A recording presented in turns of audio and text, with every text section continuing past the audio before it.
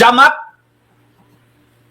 অনেকে বলেছে 1971 সালের 16ই ডিসেম্বর অথবা তার আগে মুক্তিযুদ্ধে জামাত অংশগ্রহণ করে নাই। এটার একটা সঠিক ইন্টারপ্রিটেশন আজ অবধি জামাত তৈরি করতে পারে নাই। এটার উত্তর অ্যাভয়েড করেছে, এক একজন এক একভাবে ব্যাখ্যা করেছে, কিন্তু সঠিক একটা ইন্টারপ্রিটেশন তাদের মধ্যে নাই। এটাও তাদের ব্যর্থতা। তারা রাজাকার আল-বদর তৈরি করেছে, এটার উপরে সঠিক একটা ইন্টারপ্রিটেশন জামাতের কাছে নাই। এই ব্যর্থতা তো অন্য কাউকে আপনারা দিতে পারবেন না। আপনারা সন্তোষ শর্মাকে নিয়ে একটা মন্তব্য করার জন্য নায়েবে আমির এসছে, সে ওই অঙ্ক পরীক্ষার খাতা ইতিহাস লেখা শুরু করছে। জামাতের আমির বাধ্য হয়েছে একটা মন্তব্য করতে, 6 মিনিটের মন্তব্য, কিন্তু মূল বিষয়ের ধারে কাছেও যায় না। শুনুন জামাতের আমির কথাটাকে কি বলেছে। এই যে 2-3 দিন ধরে দেশে যা চলছে, যে যাই বলুক, আমাকে গালি দেখ দোয়া দেখ, হু কেয়ার, আমি এটা কোনো পরোয়া করি না। আমার বিবেক দিয়ে আমি কখনো এগুলাকে সমর্থন করব না। আমি সে রাতেই একটা সফট স্ট্যাটাস দিয়েছিলাম, মনে হলো যে শীতকালে বঙ্গোপসাগরে জোয়ার শুরু হয়েছে এবং সেই জোয়ার আমাকে ভাষায় কোথায় নিয়ে যাবে আমি জানি না। আলহামদুলিল্লাহ, আল্লাহ শুকুর, আমাকে 18,900 গালি দেওয়া হয়েছে। দর্শকবৃন্দ, আমি আবার এই কথাটা আবার শুনবো, আপনাকে আবার বলি।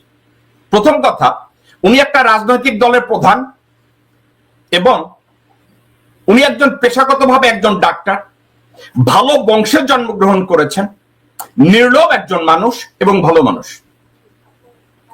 ওনাকে কি কেউ শিখায় নাই যে কোন একজন রাজনৈতিক দল এবং দলের প্রধান জনসমক্ষে দাঁড়িয়ে কখনো বলতে পারে না হু কেয়ার? এটা অভদ্রতা। ওনাকে কি কেউ এটা শিখায় নাই? কারণ উনি ভালো মানুষদেরও রিপ্রেজেন্ট করে, খারাপ মানুষদেরকেও উনি রিপ্রেজেন্ট করে। আমার কথাটাকে একটু ভালোভাবে শুনেন। একটা রাজনৈতিক দল শুধু এটা বলতে পারবে না যে আমরা শুধু ভালো মানুষদেরকে রিপ্রেজেন্ট করি, এটা বলতে পারবে না। একটা রাজনৈতিক দল ভালো খারাপ সবাইকে রিপ্রেজেন্ট করে। সেক্ষেত্রে একজন রাজনৈতিক নেতা কখনোই বলতে পারে না হু কেয়ার। তাহলে ডক্টর শফিক রহমান এখানে একটা ভুল করেছে। উনি বলছে হু কেয়ার। উনি কি রাজনৈতিক নেতা? উনি কি রাজনৈতিক নেতা কিনা দর্শকবৃন্দ? উনি যদি বলে হু কেয়ার, এটা কোন রাজনৈতিক নেতা, এটা কোন রাজনৈতিক নেতার ল্যাঙ্গুয়েজ না। কারণ রাজনৈতিক নেতার ল্যাঙ্গুয়েজ হবে আই কেয়ার। রাজনৈতিক নেতার ল্যাঙ্গুয়েজ হবে আই কেয়ার।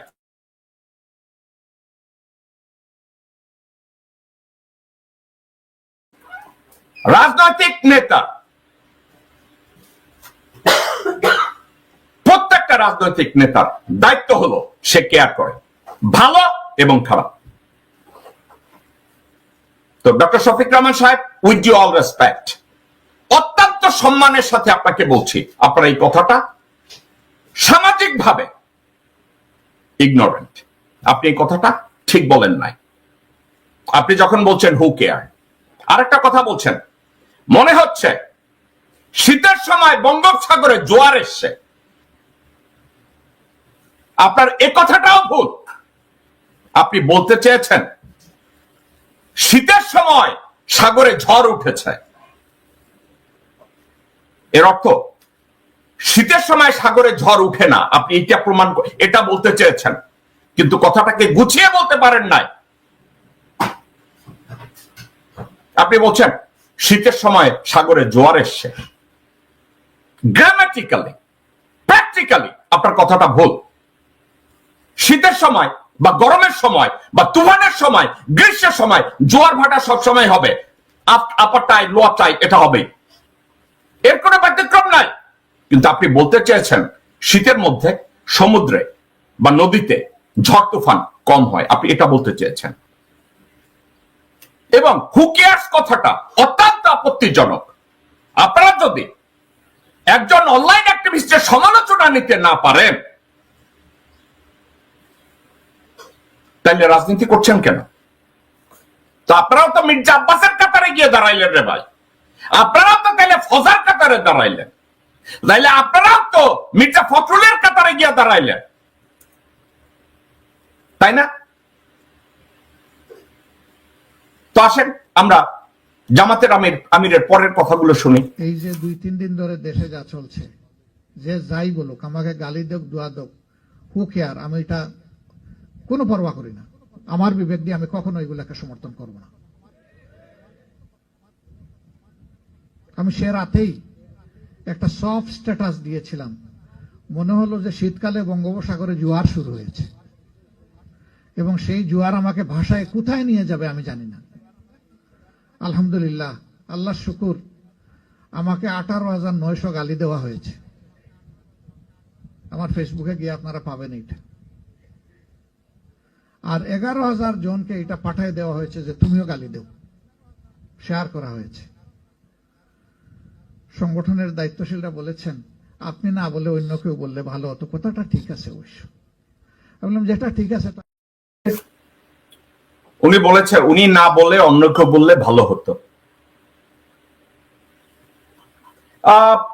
না ডক্টর শফিকুর রহমান সাহেব, আপনি বলেছেন কেন যেন আমার মনে হয়েছে এটা আপনার উদারতা, এটা আপনার দূরদৃষ্টি, আপনি বলে ঠিক করেছেন। কিন্তু একটা কথা, আপনি 2 লাইনে একটা স্টেটমেন্ট দিতে পারতেন, 2 লাইনে, এবং ওই 2 লাইনে প্রিসাইসলি সন্তোষ শর্মাকে নিয়ে 1-2টা লাইন লিখতে পারতেন। এখানেও আপনি ভুল করেছেন। আপনি ছোট্ট একটা সফট, আবার ওখানে আবার লাগাইতে গেছেন সফট আর hard. It's a wrong decision, এটা ঠিক করেন নাই। অর্থাৎ আমি আর আপনার এই বক্তব্যটাকে ইলেবোরেট করব না। আপনি 3টা ভুল করেছেন। 1, আপনাদের সেন্ট্রাল কোন প্রেস অফিস নাই, মুখপাত্র নাই। আবার আপনারা কথা বলতে গিয়ে আপনি কয়েকটা ল্যাঙ্গুয়েজ ব্যবহার করেছেন, ওটা একজন রাজনৈতিক দলের প্রধানের ল্যাঙ্গুয়েজ হতে পারে না।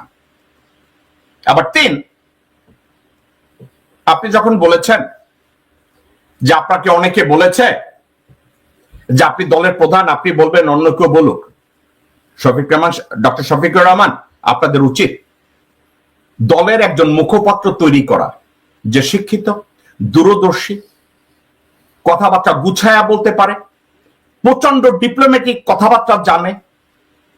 আপনারা এমন কিছু লোকজন শফিকুর রহমান আপনার দলে আপনারা জোগাড় করেন, এরা বিসমিল্লাহর ব্যাখ্যা করতে গিয়া বঙ্কিম সাহিত্য টানে, লোকজন আপনাদের কথাই বুঝে না।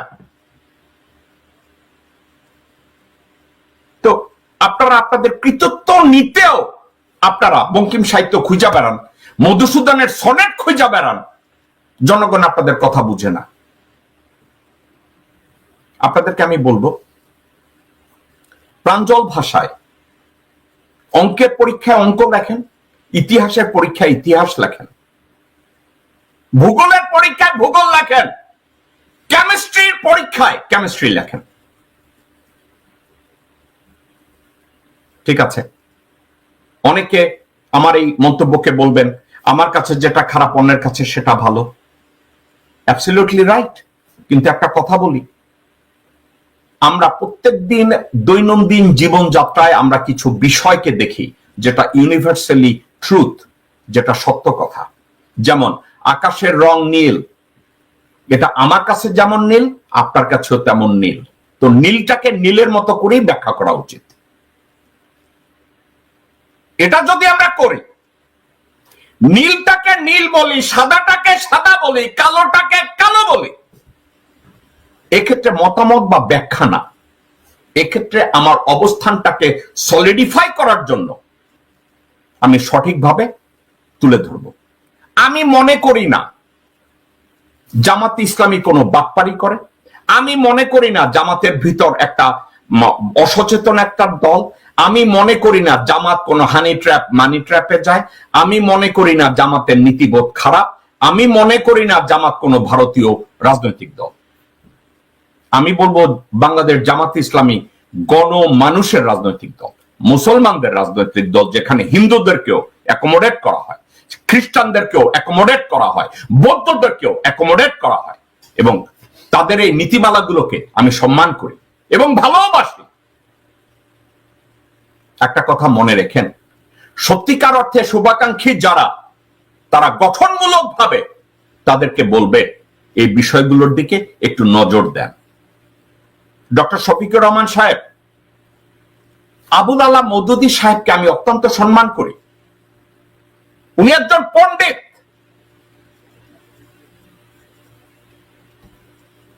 উনি একজন সত্যিকারের অর্থে মুসলমান ছিলেন, যিনি কোরআনকে, হাদিসকে, আমাদের ইমানকে সঠিকভাবে ব্যাখ্যা করেছেন বিভিন্ন উদাহরণের দ্বারা।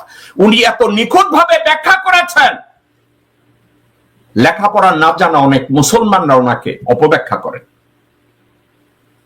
কিন্তু রাজনৈতিকভাবে কনক্লুশনের ক্ষেত্রে ভারত যখন ডিভিশন হয়েছে, ইংরেজদের ষড়যন্ত্রে উনি নিজেও কনফিউজ ছিলেন যে উনি ভারতের দ্বিজাতি তত্ত্বের ভিত্তিতে ভারতকে ভাঙতে চান অথবা চান না।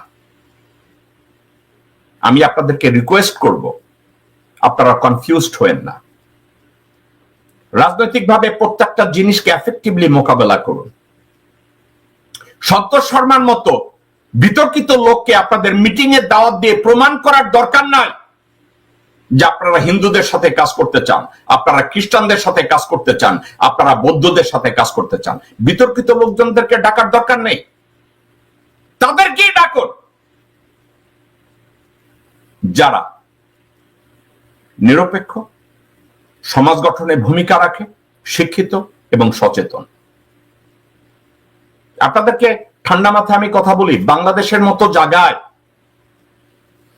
এ ধরনের 2-4 জন লোক আছে, তাদেরকে খুঁজে বের করুন, তাদেরকে খুঁজে বের করে তাদের সাথে কথা বলুন। গত 5 দিন আগে, আমি ভুল বলছি, গত 3 দিন আগে আমার সহকারী প্রসাদ গাঙ্গুলি গৌতম দাস নামক এক ভদ্রলোকের একটা ভিডিও পাঠিয়েছে আপনাদের এটা প্রসঙ্গে। গৌতম দাস অত্যন্ত প্রাঞ্জল কথা বলে, এফেক্টিভ কথা বলেন এই ভদ্রলোক। ওনার মতো লোকজন খুঁজে বের করেন, তাদেরকে সাথে কথা বলুন, আপনারা আলাপ আলোচনা করুন। আপনারা কতগুলো দেশদ্রোহী ক্লাউনদের টেনে আনবেন এবং বলবেন লোকজন আমাদেরকে গালি দিচ্ছে কেন? এটা করেন না। আমি এই বিষয়টা নিয়ে কনক্লুড এটা করব। অনলাইন অ্যাক্টিভিস্টের যে আপনাদেরকে সমালোচনা করেছে, কোন ভাষায় করেছে, কত নোংরা ভাষায়, কত ভালো ভাষায় করেছে, এটা ভুলে যান। Take it as simple criticism, as less as you can. কিন্তু অনলাইন অ্যাক্টিভিস্টদের যিনি এই কথাগুলো বলেছেন, এই কথাগুলোকে লেজিটিমেট কনসার্ন হিসাবে নিয়ে 5 লাইনের একটা স্টেটমেন্ট দিয়ে টোটাল বিষয়টাকে ওভারকাম করতে পারতেন। ইনস্ট্যান্ট আপনারা আপনাদের মাথায় মুত মেখেছেন, গায়ে গু মেখেছেন।